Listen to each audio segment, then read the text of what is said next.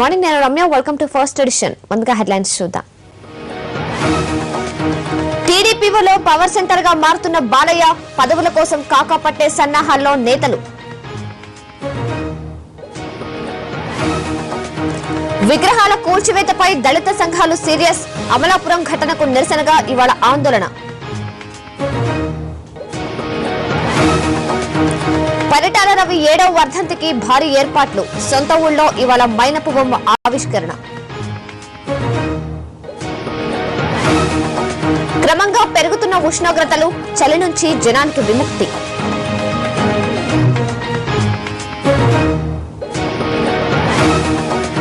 ఇవాళే ఆర్బీఐ పరపతి విధాన సమీక్ష. వడ్డీ రేట్లు తగ్గకపోవచ్చని అంచనా.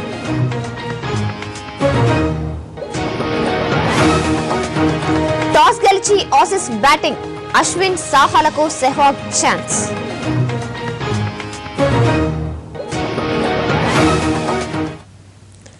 రాజకీయాల్లోకి బాలయ్య ఎంట్రీతో టీడీపీలో మరో పవర్ సెంటర్ కు బీజం పడిందా? ప్రస్తుతం రోజుకో మాటతో, పూటకో పంచుతో రాజకీయాల్లో హీట్ పెంచుతున్న బాలయ్య తన బావ చంద్రబాబు కనుసన్నల్లోనే ఉన్నా రాజకీయంగా అందలమెక్కాలనుకునే వారు బాలయ్య చుట్టూ చేరుతున్నారా? కొందరు రాజ్యసభ ఆశావహులు బాలయ్యతో ఓ మాట చెప్పించుకుంటే పోలే అని ఓ రాయేస్తున్నారట. నిత్యం ప్రజల్లో ఉండేలా ప్రణాళికలు రూపొందించుకొని ఈటెల్లాంటి మాటలతో ఓవైపు చిరంజీవిని, మరోవైపు జగన్ ను కడిగి పారేస్తున్న బాలయ్యకు టీడీపీలో క్రేజ్ పెరుగుతోంది.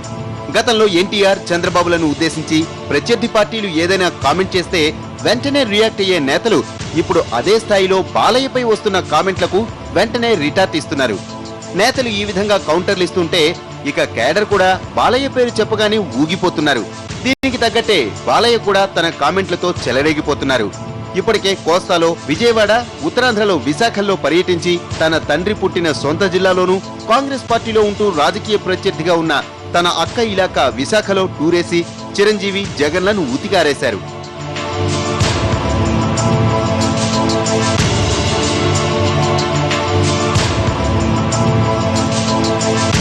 సీమాంధ్రలో పర్యటిస్తూ బాలయ్య కేడర్లో జోష్ నింపుతూ ఉండడంతో తెలంగాణలో కూడా పర్యటించాలనే డిమాండ్లు వినిపిస్తున్నాయి. తమ ప్రాంతంలో కూడా పర్యటించి ఊపు తేవాలనే వినతులు పార్టీలో వినిపిస్తున్నాయి.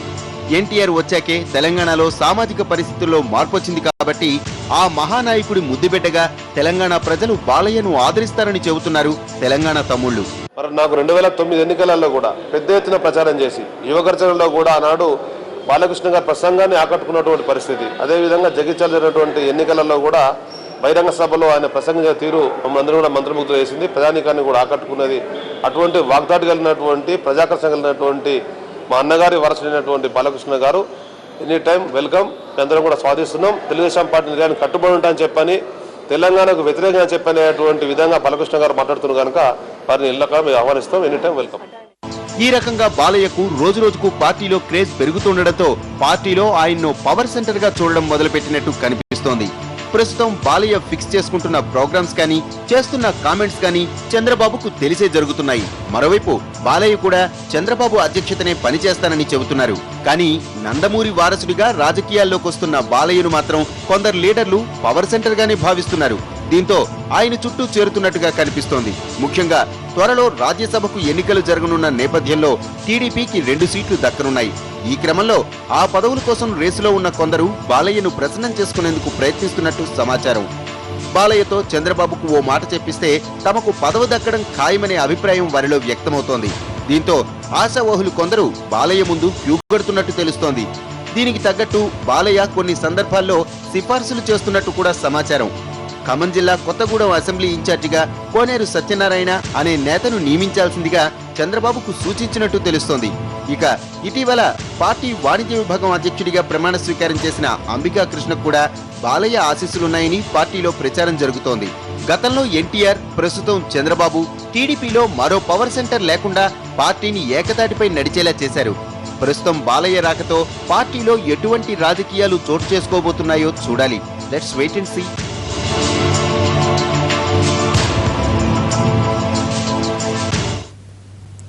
అమలాపురంలో అంబేద్కర్ విగ్రహాల ధ్వంసం తీవ్ర ఉద్రిక్తతకు దారితీసింది. దీంతో 3 రోజుల పాటు అక్కడ 144 సెక్షన్ విధించారు. విగ్రహాలను ధ్వంసం చేయడాన్ని నిరసిస్తూ ఇవాళ రాష్ట్ర వ్యాప్తంగా దళిత సంఘాలు ఆందోళనకు పిలుపునిచ్చాయి.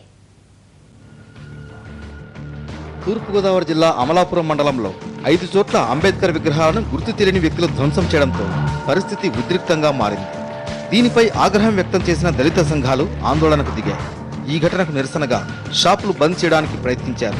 దీనికి మరో సామాజిక వర్గం నిరాకరించడంతో ఇరు వర్గాల మధ్య ఉద్రిక్త పరిస్థితులు నెలకొన్నాయి. దీంతో 2 వర్గాలు ఒకరిపై మరొకరు రాళ్లు రువ్వుకోవడంతో పరిస్థితి ఉద్రిక్తంగా మారింది. వెంటనే రంగంలోకి దిగిన పోలీసులు పరిస్థితిని అదుపుచేసేందుకు ప్రయత్నించారు.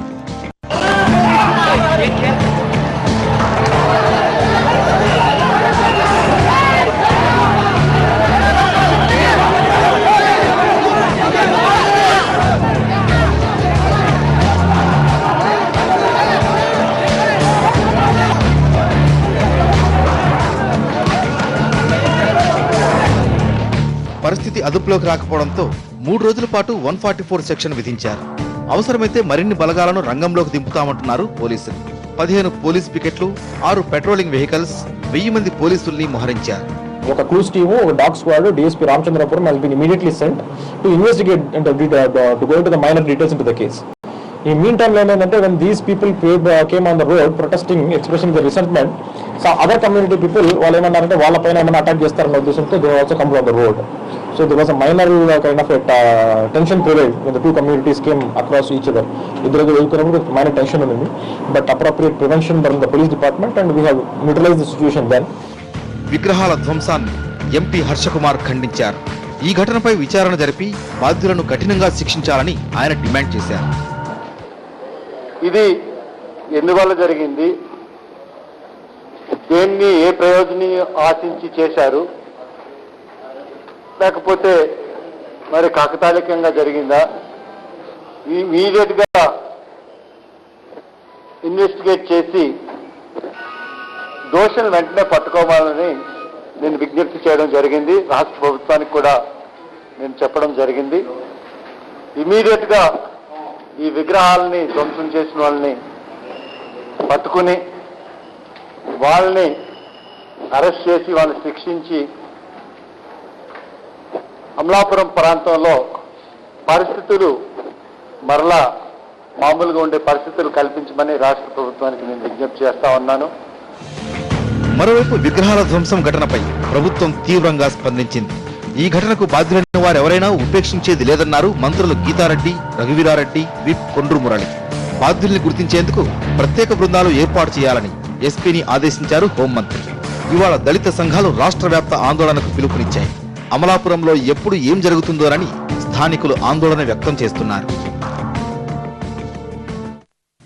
టీడీపీ నేత మాజీ మంత్రి పరిటాల రవి 7వ వర్ధంతి ఇవాళ. ఆ కార్యక్రమాల కోసం అనంతపురం జిల్లాలోని ఆయన సొంత ఊరు వెంకటాపురంలో ఏర్పాట్లు పూర్తి చేశారు. ఈసారి వర్ధంతి కార్యక్రమంలో పరిటాల రవి మైనపు బొమ్మ ఆవిష్కరించనున్నారు.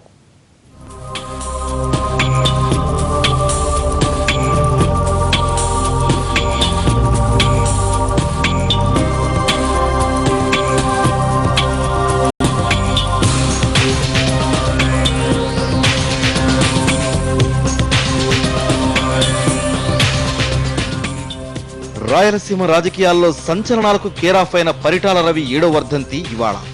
ఆయనకు ఘనంగా నివాళులు అర్పించేందుకు పరిటాల కుటుంబ సభ్యులు, అభిమానులు భారీ ఏర్పాట్లు చేస్తున్నారు. రామగిరి మండలంలోని రవి సొంతూరు వెంకటాపురంలో వర్ధంతి కార్యక్రమాలు జరగనున్నాయి.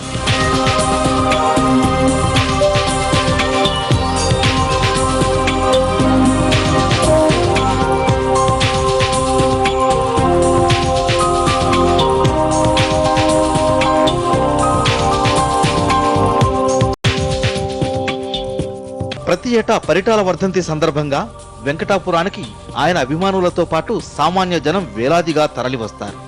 ఈసారి కూడా భారీగా వస్తారనే అంచనాలతో రవి పెద్ద కొడుకు పరిటాల శ్రీరామ్ దగ్గరుండి ఏర్పాట్లను పర్యవేక్షిస్తున్నారు.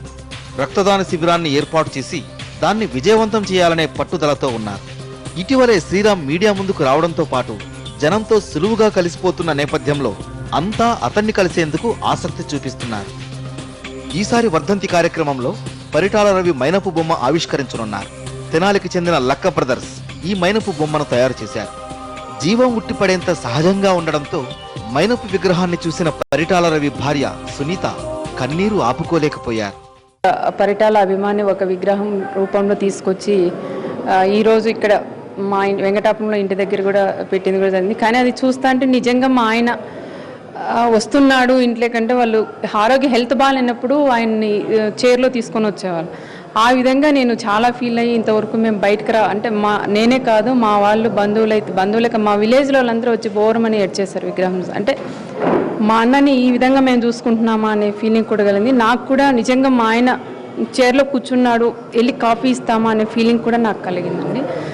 మా ఆయన ఉన్నట్లే ఉంది. కానీ లాస్ట్ ఇయర్కి విగ్రహం రూపంలో చూస్తుంటే చాలా మేము తట్టుకోలేకపోతున్నాం. అటు అభిమానులు కూడా పరిటాల మైనపు బొమ్మను చూసేందుకు ఎగబడుతున్నారు. విగ్రహంతో ఫోటోలు దిగేందుకు పోటీ పడుతున్నారు. పరిటాల రవి తిరిగొచ్చినట్లుగా ఉందంటున్నారు. పరిటాల వర్ధంతి కార్యక్రమానికి అభిమానులు జనంతో పాటు టీడీపీ నేతలు కార్యకర్తలు కూడా భారీ సంఖ్యలో రానున్నారు. దాంతో ఎవరికీ ఎలాంటి ఇబ్బందులు కలగకుండా వెంకటాపురంలో భారీ భద్రతా ఏర్పాట్లు చేశారు. ఆజాద్ వచ్చారు. కాంగ్రెస్ నేతలకు ఎవరికి చెప్పాల్సింది వాళ్ళకు చెప్పి వెళ్లిపోయారు. మరి ఆయన చెప్పినట్టు నేతలు చేస్తారా? అంతా ఒక్కటై కలిసి నడుస్తారా? ఆజాద్ వ్యూహం ఎంతవరకు ఫలిస్తుంది? ఇప్పుడు అందరినీ వేధిస్తున్న ప్రశ్నలివే. ఆజాద్ జాదూ పనిచేస్తుందా? పార్టీ వేరు ప్రభుత్వం వేరు కాదంటున్న బొత్స ఇప్పుడు సీఎం కిరణ్ తో కలిసిపోతారా? ఇద్దరు కలిసి పనిచేస్తారా? ఆజాద్ సూచనల్ని అటు సీఎం ఇటు బొత్స ఎంతవరకు పాటిస్తారు? సమన్వయ కమిటీ అందరినీ కలిసిపోయేలా చేస్తుందా? ఇప్పుడు పార్టీ శ్రేణుల్ని వేధిస్తున్న ప్రశ్నలివే.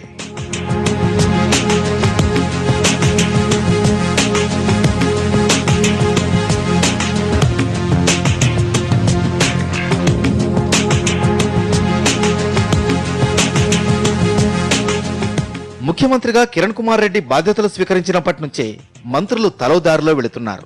ఇక పీసీసీ చీఫ్ గా సత్యబాబు నియమితులయ్యాక రాష్ట్రంలో పార్టీకి జోడెద్దులాంటి ఈ ఇద్దరు నేతలు తలో దారిలో వెళుతున్నారు.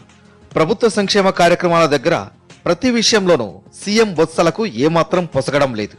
పరిస్థితి ఇలాగే కొనసాగితే ఇటు పార్టీతో పాటు అటు ప్రభుత్వానికి కూడా మంచిది కాదనే అభిప్రాయానికి వచ్చింది అధిష్టానం. నేతల సయోధ్య కుదిర్చేందుకు సమన్వయ కమిటీ వేసింది. ఇప్పటికే 2 సార్లు సమన్వయ కమిటీ సమావేశమైంది. మొదటి భేటీలో అంతా సీఎం కిరణ్ పై ఫిర్యాదులు చేశారు. ఇక రెండో సమావేశం వచ్చేసరికి ఇక్కడ చర్చించే విషయాలు బయటకు లీక్ అయితే బాగోదంటూ లీడర్లకు ఆజాద్ సీరియస్ వార్నింగ్ ఇచ్చారు. మొత్తానికి ఈ 2 సమావేశాలు జరిగిన తీరును చూస్తుంటే నేతలు ముందుకు కలిస్తున్నట్లే కనిపిస్తున్నా వెనక కత్తులు దూసుకుంటున్నట్లు తెలుస్తోంది. ఇంతకాలం కులాల సమీకరణాలు అంతర్గతంగా జరిగినా ఇప్పుడు అవి బయటపడుతున్నాయి.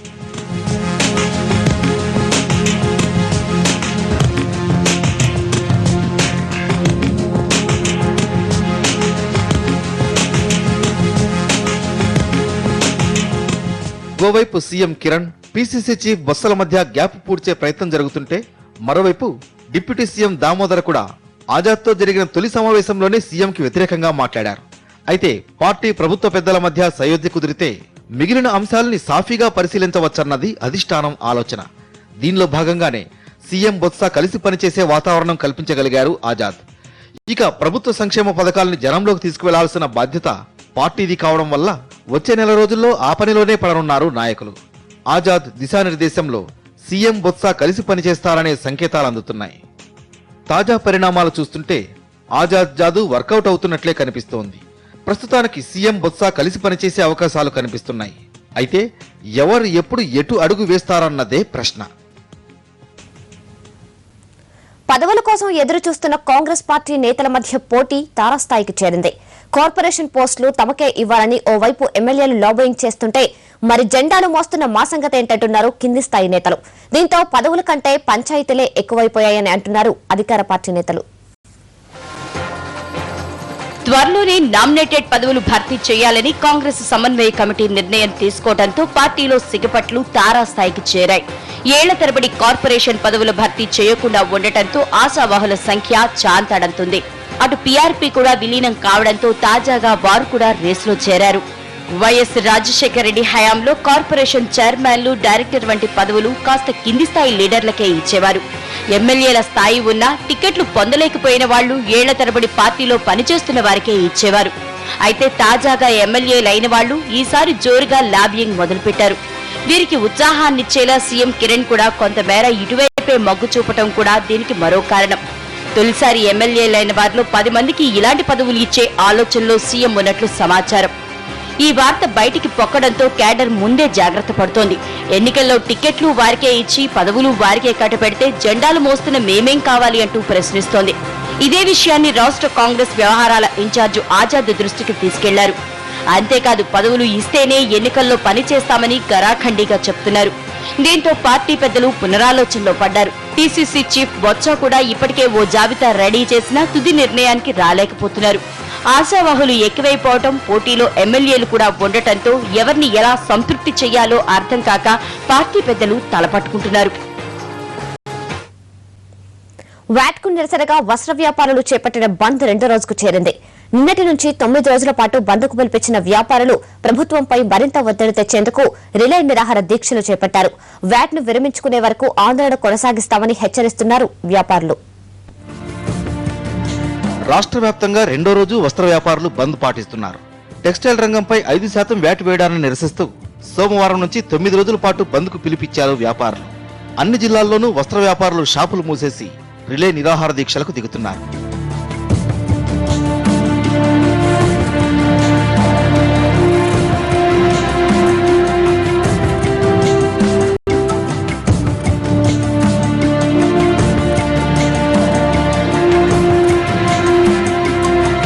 వ్యాపారుల బంద్తో గుంటూరులో వస్త్ర దుకాణాలు మూతపడ్డాయి. జిల్లాలో మొత్తం 3000 షాపులు బంద్ చేయడంతో కోట్లాది రూపాయల లావాదేవీలు నిలిచిపోయాయి.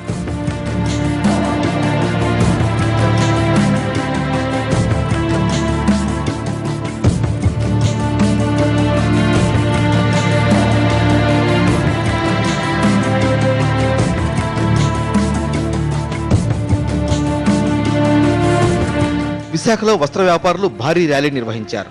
వ్యాట్ వల్ల తాము తీవ్రంగా నష్టపోతున్నామని ఆవేదన వ్యక్తం చేస్తున్నారు. తక్షణం ప్రభుత్వం వ్యాట్ను రద్దు చేయాలని డిమాండ్ చేశారు. వస్త్ర వ్యాపారం అధికంగా జరిగే బెజవాడలోనూ వ్యాట్ నిరసనలు వెల్లువెత్తాయి. ప్రభుత్వం స్పందించకుంటే రాష్ట్ర వ్యాప్తంగా ఉద్యమిస్తామని హెచ్చరిస్తున్నారు వ్యాపారులు. ప్రభుత్వంపై ఒత్తిడి పెంచేందుకు ఆందోళనలు ఉధృతం చేస్తామంటున్నారు.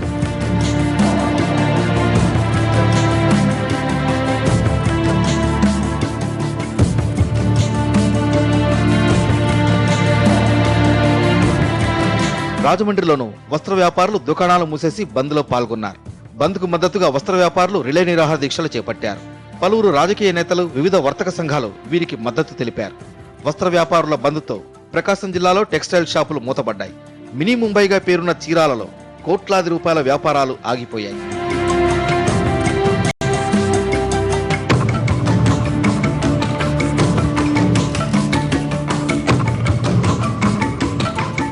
వ్యాట్కు నిరసనగా ఆదిలాబాద్ జిల్లాలో ఆందోళనలు కొనసాగుతున్నాయి. ప్రభుత్వ వైఖరిని నిరసిస్తూ జిల్లా వ్యాప్తంగా వస్త్ర వ్యాపారులు షాపులు మూసేసి రిలే దీక్షలు చేపట్టారు. కరీంనగర్ జిల్లాలో వ్యాట్ను నిరసిస్తూ వస్త్ర వ్యాపారులు ఆందోళనకు దిగారు. షాపులు మూసేసి నిరసన తెలిపారు. వ్యాట్ బాధుడికి నిరసనగా ఖమ్మం జిల్లాలో వ్యాపారులు నిరసన తెలిపారు. ప్రభుత్వం వెంటనే వ్యాట్ను రద్దు చేయాలని వ్యాపారులు డిమాండ్ చేశారు. రాష్ట్రంలో చలి తీవ్రత తగ్గుతోంది. కొన్ని రోజులుగా ఉష్ణోగ్రతలు కనిష్ట స్థాయికి పడిపోవడంతో చలికి వణిపోయిన జనానికి కొంత ఊరట కలుగుతోంది. అన్ని ప్రాంతాల్లోనూ కనిష్ట ఉష్ణోగ్రతలు సాధారణ స్థాయికి చేరుకుంటున్నాయి. గత కొన్ని రోజులుగా రాష్ట్రాన్ని వణికిస్తున్న చలి ఇప్పుడు తగ్గుముఖం పడుతోంది.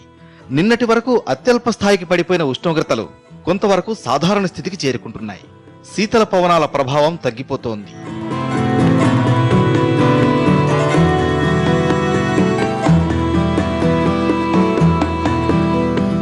విపరీతమైన చలి, దట్టమైన మంచు, పొద్దెక్కేదాకా బయటకు రావాలంటే జనం బెంబేలు.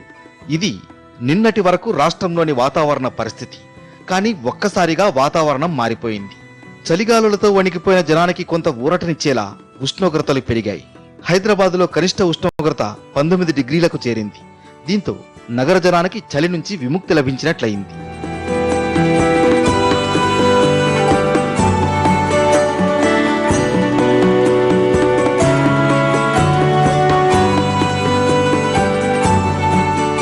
తిరుపతిలోనూ కనిష్ట ఉష్ణోగ్రత 19 డిగ్రీలకు పెరిగింది. బెజవాడలో 20 డిగ్రీలుగా నమోదైంది. ఇక విశాఖలో ఉష్ణోగ్రత 21 డిగ్రీలకు చేరింది. రాష్ట్రంలోని మిగిలిన ప్రాంతాల్లోనూ ఉష్ణోగ్రతలు కొంచెం పెరిగాయి. ఉత్తరాది రాష్ట్రాల నుంచి వీస్తున్న శీతల పవనాలతో గజగజలాడిన రాష్ట్ర ప్రజలకు ఉపశమనం లభించింది. ఆ ప్రభావం తగ్గినట్లు కనిపిస్తోంది.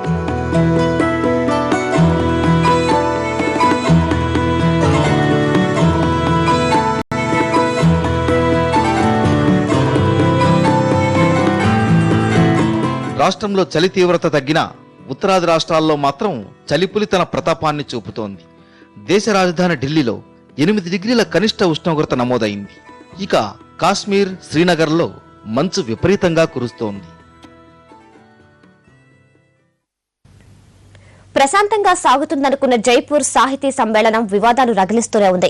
గతంలో సల్మాన్ రషీద్ పై ముస్లిం పెద్దలు జారీ చేసిన ఫత్వాను ఈ సభ తెరమీదకు తీసుకొచ్చింది.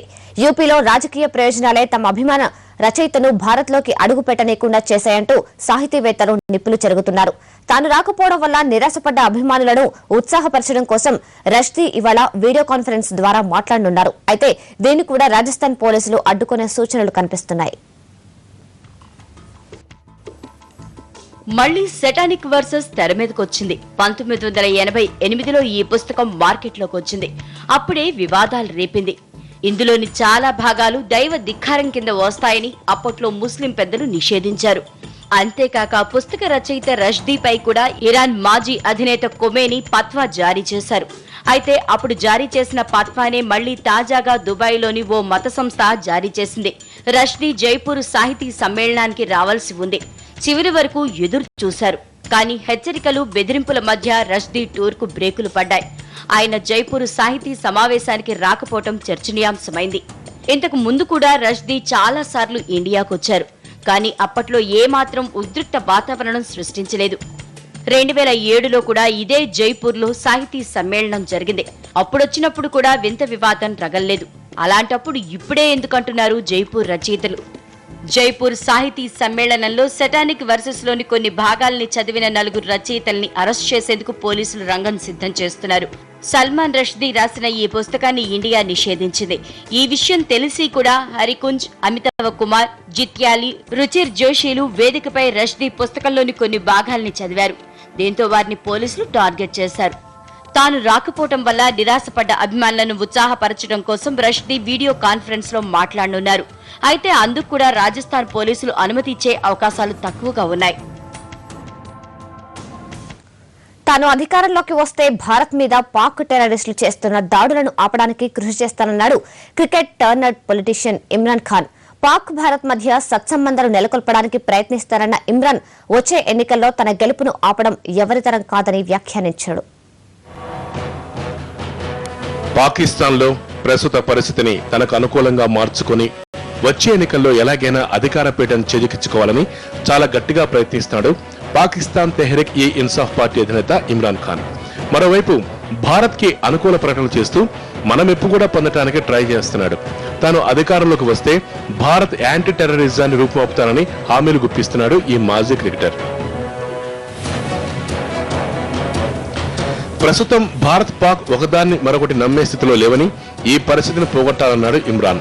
టెర్రరిజాన్ని ప్రోత్సహించే నైజం పాకిస్తాన్ లేదన్న ఇమ్రాన్ భారత్తో మైత్రి కోసం తాము నిజాయితీగా వ్యవహరిస్తామని, అదే సమయంలో భారత నిఘా సంస్థ రా కూడా బెలూచిస్తాన్ సరిహద్దుల్లో ఎలాంటి కవ్వింపు చర్యలకు పాల్పడకూడదంటూ డొంకతిరు డైలాగ్ చెప్తున్నాడు. అధికారంలోకి వచ్చిన తర్వాత ఉపఖండంలో కొత్త పాత్ర పోషిస్తానని, భారత్ పాక్ మధ్య క్రికెట్ పునరుద్ధరించాలని కోరాడు. దీనివల్ల ఇరు దేశాలు ఆర్థికంగా కూడా లాభపడతాయన్నాడు ఇమ్రాన్. ఉపఖండం వాసులు క్రికెట్ అంటే ప్రాణమిస్తారని, భారత్ అంటే తనకు చాలా అభిమానమని, అలాగే సచిన్ కు కూడా పాకిస్తాన్ అంటే ఇష్టమని తెలిపాడు. 26/11 ఘటన మీద న్యాయ విచారణ జరుగుతుందని, దోషుల మీద చర్యలు తీసుకోవడానికి సమయం పడుతుందన్న ఇమ్రాన్, జర్దారి, గిలానీ అంత అవినీతి పరులు ప్రపంచంలో ఎక్కడా లేరని, వారిని పాక్ ప్రజలు శిక్షిస్తారని, వచ్చే ఎన్నికల్లో తన పార్టీ విజయాన్ని ఆపడం ఎవరితరం కాదన్నాడు. పాక్ నాయకులు అమెరికా ముందు సాగిలపట్టం ఆపాలని, సాయం తీసుకున్నంత మాత్రాన తమను చిన్నచూపు చుట్టం అమెరికాకు తగదన్నాడు ఇమ్రాన్. చలికాలంలో బారెడు పొద్దుకితే కానీ కనిపించని సూర్యుడు 7 లోపే దగదగా ప్రకాశిస్తూ దర్శనమిస్తే ఎలా ఉంటుంది? లండన్ వాసులకి సరిగ్గా ఇలాంటి అనుభూతినే ఇచ్చాడు భానుడు. ఇంత త్వరగా వచ్చిన సూర్యుడిని చూసి అందరూ ఆశ్చర్యపోయారు. అయితే కనిపించింది ఫేక్ సన్ అని తెలియడంతో మరింత షాక్ అయ్యారు. ఓ డ్రింక్ కంపెనీ పబ్లిసిటీలో భాగంగా ఆర్టిఫిషియల్ సన్ ని క్రియేట్ చేసి రద్దీగా ఉండే ట్రాఫ్లాగర్ స్క్వేర్ వద్ద వేలాడదీసింది. వెలుగు కోసం కృత్రిమ సూర్యుడిలో 60,000 బల్బులను ఉపయోగించారు. కంపెనీ క్రియేటివిటీకి అందరూ తాలియా అంటున్నారు.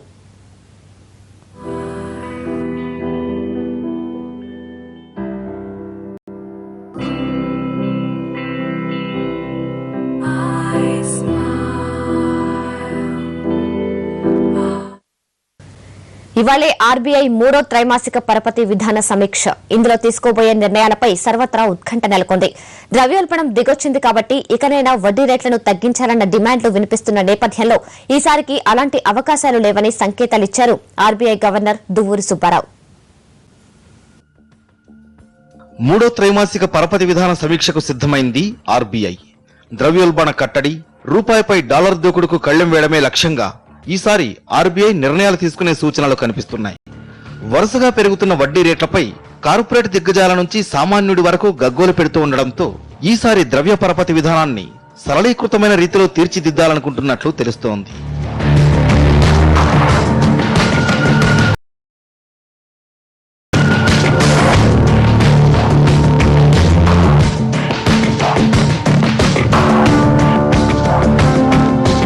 పట్టపగ్గాలు లేకుండా పెరిగిపోయిన ద్రవ్యోల్బణ కట్టడికి కఠినంగా వ్యవహరించిన ఆర్బీఐ 2010 మార్చి నుంచి 13 సార్లు పాలసీ రేట్లను పెంచింది. కానీ గత సమీక్షలో మాత్రం వడ్డీ రేట్ల పెంపు విరామం ఇచ్చింది. ప్రస్తుతం ద్రవ్యోల్బణం తగ్గడం, పోయిన సమీక్షలో వడ్డీ రేట్ల పెంపు లేకపోవడంతో ఈసారి ఊరటనిచ్చే అంశాలు ఉండొచ్చని కార్పొరేట్ వర్గాలు ఆశాభావంతో ఉన్నాయి. కానీ ఆర్బీఐ నుంచి రేట్ల కోతకు ఆస్కారం లేదనే సంకేతాలే వస్తున్నాయి. తయారీ వస్తువుల ద్రవ్యోల్బణం అధికంగా ఉండడం వల్ల పాలసీ రేట్లలో మార్పులు ఉండకపోవచ్చని విశ్లేషకులు అంటున్నారు.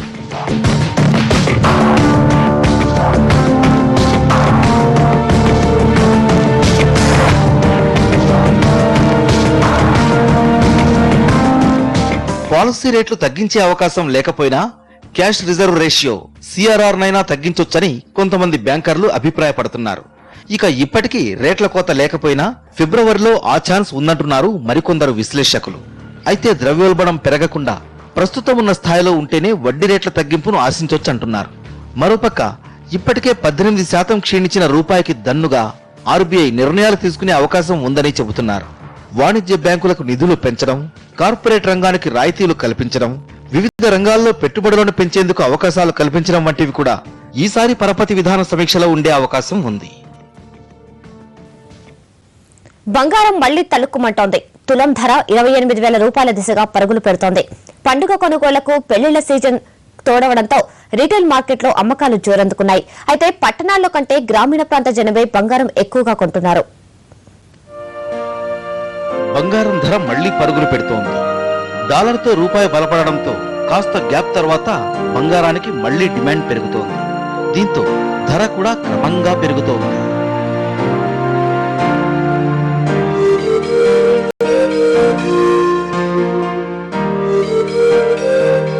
ప్రస్తుతం పట్టణాల కంటే గ్రామీణ ప్రాంతాల్లో బంగారానికి డిమాండ్ ఎక్కువగా ఉంది.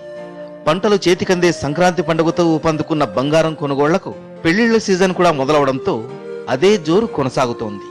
మొత్తం అమ్మకాల్లో 70% గ్రామీణ భారతంలోనే జరుగుతోంది.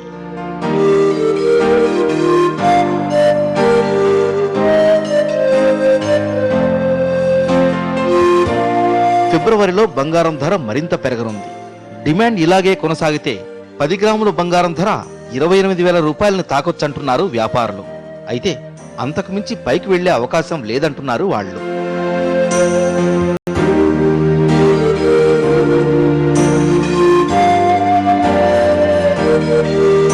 మరోవైపు వెండి కూడా తళుక్కుమంటోంది.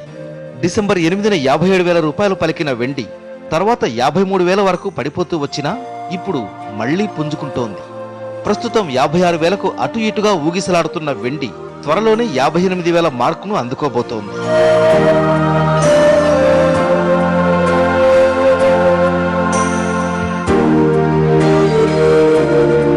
రూపాయి బలపడడం, పండగ పెళ్లిళ్ల సీజన్తో పాటు ప్రభుత్వ విధానాలు కూడా వెండి బంగారాల ధరలు పైపైకి ఎగబాకడానికి కారణంగా కనిపిస్తోంది. ఈ లోహాల దిగుమతులపై విధించే సుంకం విషయంలో స్లాబ్ పద్ధతికి స్వస్తి చెప్పి పర్సంటేజీ విధానాన్ని ప్రవేశపెట్టింది ప్రభుత్వం. ఇంతవరకు 10 గ్రాముల బంగారం దిగుమతిపై 300 రూపాయలుగా ఉన్న సుంకాన్ని ఇప్పుడు వాస్తవ విలువపై 2% వసూలు చేస్తున్నారు. అలాగే వెండిపై కిలోకు 1500 చొప్పున వసూలు చేస్తున్న సుంకాన్ని ఇప్పుడు 6% వసూలు చేస్తున్నారు. దిగుమతి సుంకం పెంపు కూడా బంగారం వెండి ధరల పెరుగుదలకు పరోక్షంగా కారణమవుతోంది. మొత్తానికి బులియన్ మార్కెట్లో కొనుగోళ్లు ఊపందుకోవడంతో వ్యాపారులు ఆనందం వ్యక్తం చేస్తున్నారు. మన హీరోయిన్లో కాదు, మన మిస్ ముద్దుగుమ్మలు కూడా వలస వచ్చిన వాళ్లేనా? అందాల పోటీలో విజేతలుగా నిలిచిన వారిని చూస్తే ఇలాగే అనిపిస్తోంది. పేరుకే మిస్ ఆంధ్ర పోటీలు గాని కిరీటాలు మాత్రం ఎక్కడి నుంచో వచ్చి ఇక్కడ సెటిల్ అయిన వాళ్లకే. ఇదో కొత్త ట్రెండా, లేక మన అమ్మాయిలు ముందుకు రావడం లేదా? ఈ మధ్య మన రాష్ట్రంలోనూ అందాల పోటీలు రెగ్యులర్ అయిపోయాయి. Miss Hyderabad, miss Vizag, miss Vijayawada అంటూ రాష్ట్రంలోని వివిధ నగరాల్లో మిస్ బ్యూటీ కాంటెస్ట్లు కలర్ఫుల్ గా జరుగుతున్నాయి. ఈ పోటీల్లో గెలిచి బ్యూటిఫుల్ లేడీ అనిపించుకోవడానికి 100 మంది అమ్మాయిలు పోటీలు పడుతున్నారు. కానీ ఫైనల్ గా కిరీటం మాత్రం వేరే రాష్ట్రం భామలకి దక్కుతోంది.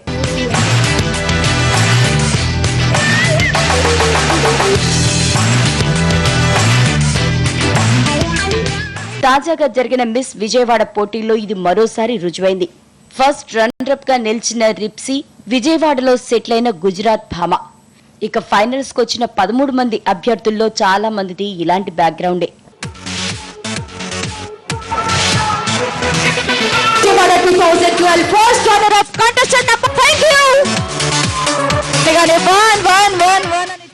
నా పేరు రిప్సీ పటేల్. నాకు ఫస్ట్ రన్నరప్ వచ్చాను మిస్ విజయవాడ 2012కి. నేను చాలా చాలా చాలా హ్యాపీగా ఫీల్ అవుతున్నాను. ఇప్పుడు చాలా గౌరవంగా ఫీల్ అవుతున్నాను అనమాట. సో ఇప్పుడు చూద్దాము, నెక్స్ట్ మంత్ హైదరాబాద్ వెళ్ళాలి మిస్ ఏపీ కోసం. Let's hope for the best. Thank you so much. Miss విజయవాడే కాదు, రీసెంట్ గా జరిగిన మిస్ హైదరాబాద్ పోటీల్లోనూ ఇదే వరుస. ఇందులో విజేతగా ఎంపికైన అనుష్కతో పాటు 2-3 స్థానాల్లో నిలిచిన అస్నా మిశ్రా, మనీషా సోనాల్ కూడా తెలుగువారు కాదు. వీళ్లంతా వేర్వేరు రాష్ట్రాల నుంచి సిటీలో సెటిల్ అయిన వాళ్లే. ఇక మిస్ వైజాగ్ కాంటెస్ట్ లోనూ సేమ్ సీన్. పోటీల్లో విజేతగా నిలిచిన సుచిత్ర బిందా తండ్రి ఉద్యోగరీత్యా వైజాగ్ లో స్థిరపడిన గుజరాత్ కుటుంబానికి చెందిన అమ్మాయి. మాట్లాడినా మాట్లాడకపోయినా వీళ్ళందరికీ మన భాష, సంస్కృతి మీద అవగాహన ఉంది. ఇక ఏళ్ల కిందట వచ్చి మన రాష్ట్రంలో సెటిల్ అయిన వీళ్లను మనోళ్లు కాదని చెప్పలేం. కానీ తెలుగు అమ్మాయిల్లోని ప్రతిభా పాటవాలు వెలికి తీయటానికి పెందొడిన ఈ పోటీల్లోనూ కిరీటాలు ఎగరేసుకుపోతూ మనవాళ్లనే డామినేట్ చేస్తున్నారన్న ఆలోచన మాత్రం ఏదో మూల చివుక్కుమనిపిస్తోంది.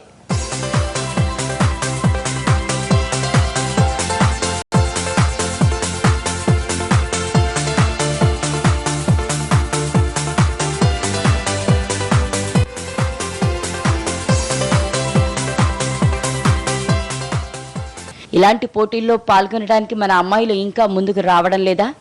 లేక వీళ్ళు మనకంటే అందగత్తెలా? అంటే కారణం ఏదైనా ఇదో కొత్త ట్రెండ్ అయిపోతున్నట్లు కనిపిస్తోంది. ఎంతమంది తెలుగువారున్నా ఫైనల్స్ లో ఏదో ఒక కిరీటం మాత్రం ఖచ్చితంగా వలస వచ్చిన వారిదే.